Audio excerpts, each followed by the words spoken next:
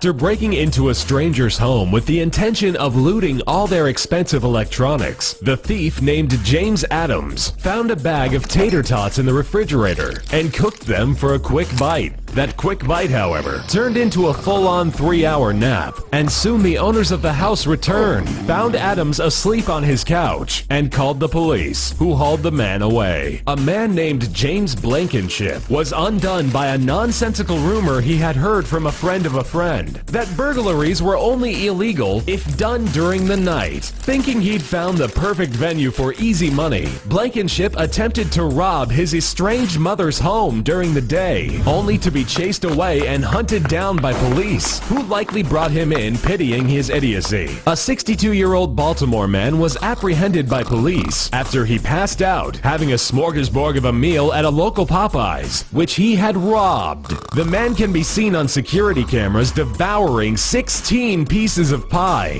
applesauce, and a few glasses of water before lying down and falling asleep until the authorities arrived. After finding a way into the home of a stranger, Jonathan Parker found a few diamond rings that would have set the owners back a few $1,000s and ensured Parker could take an easy vacation for a while. However, instead of quickly vacating the premises, Parker decided to log into Facebook from the stranger's computer and check his news feed. He then left in a hurry, only to be captured by police when they discovered his identity from the Facebook account that was still logged into the homeowner's computer. Andrew Bowden, a man previously arrested for multiple robberies, was headed home from jail after his most recent incarceration, thinking for some reason that now would be the best time to try some more burglaries. He broke into 2 homes and accidentally left behind incriminating evidence in both. In one house, he left behind his rap sheet of previous crimes as issued by the police, and in the other, he left a DVD of his police interview. Needless to say, Bowden was quickly snatched up again by cops and put away one more time.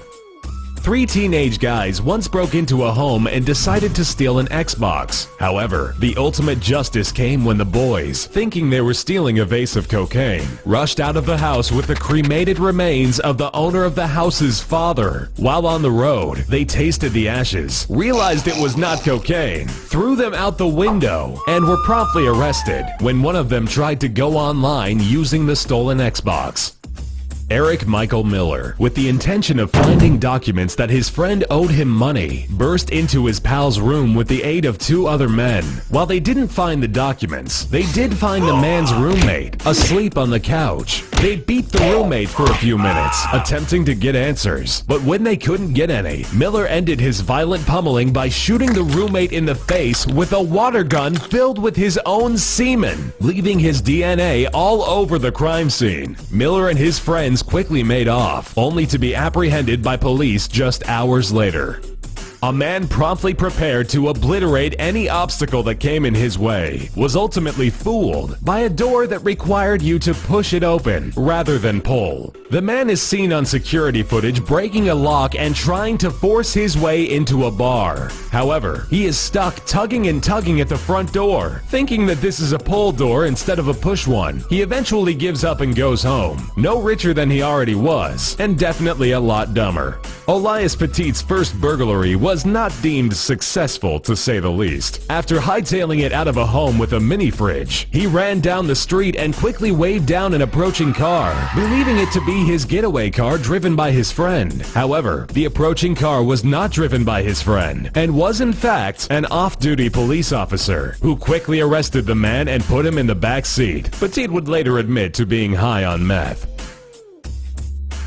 While the criminals in this story managed to get away, they didn't get away any richer. After breaking down the back door of a Verizon store, they quickly rushed in and proceeded to steal all of the phones on the displays, snapping the cords and bolting out the door. What they didn't realize was that all of the phones were dummies, as the real phones had been locked in a vault in the store hours earlier.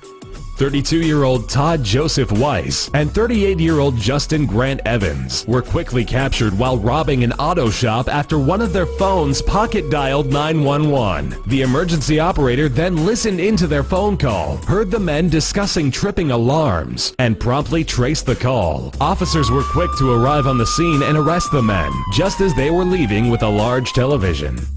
3 teenagers were caught after they robbed a home of video games, jewelry, and DVDs. When the owners returned home, they found that their goldfish had been poisoned with hot sauce, spices, and ketchup that had been thrown into the aquarium. When asked by police, one of the teenagers stated he killed the fish because he didn't want to leave any witnesses. A man who robbed a woman in Los Angeles made the mistake of accidentally turning on the video option of a stolen iPhone, recording his image during the robbery. The woman discovered the video on her iCloud and gave the footage to police, who took a screen cap of the shocked robber. The man is still being looked for in the Los Angeles area. After 4 men robbed a number of parked cars for wallets, credit cards, and other valuables, they sprinted to a Carl's Jr. and proceeded to buy a bevy of food items, including one of everything on the menu, all while using a stolen credit card. They then took a photo of the stash they had purchased and posted it to Instagram. Cops then used the Instagram photo to both capture and prosecute the group of moronic thieves after receiving a tip from a Carl's Jr. employee. An Oregon man met a timely end after he reportedly stole a truck, rifle, and shotgun from a nearby farmhouse. While making his getaway, Mendoza placed the shotgun in the front seat and quickly drove across a bumpy gravel road. The shotgun was tossed into the air after hitting a pothole and went off, killing Mendoza instantly. Police found Mendoza's body in the crashed car later, with the vehicle still running. Karma sure is a bitch.